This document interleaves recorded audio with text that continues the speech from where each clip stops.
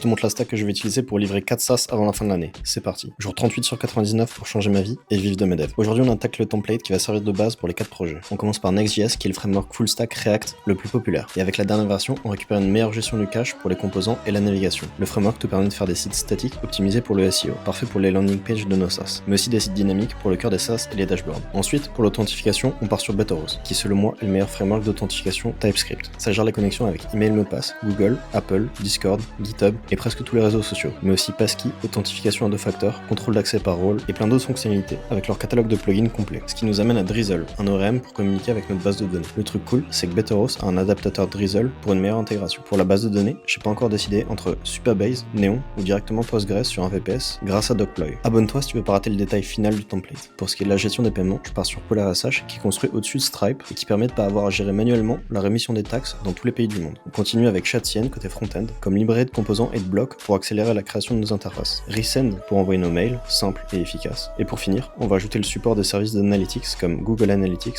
PostHub, Plausible ou DataFast, et le Metapixel pour le tracking des campagnes de pub Meta. La stack va probablement évoluer un peu pendant que je code le template. Par exemple, ajouter le SDK IA de Vercel pour faciliter l'intégration des fonctionnalités IA dans nos SaaS. On s'adapte aux besoins. Si tu veux voir l'implémentation de cette stack et comment je l'utilise pour livrer 4 SaaS avant la fin de l'année, abonne-toi. C'était Nicolas, je fais une vidéo par jour.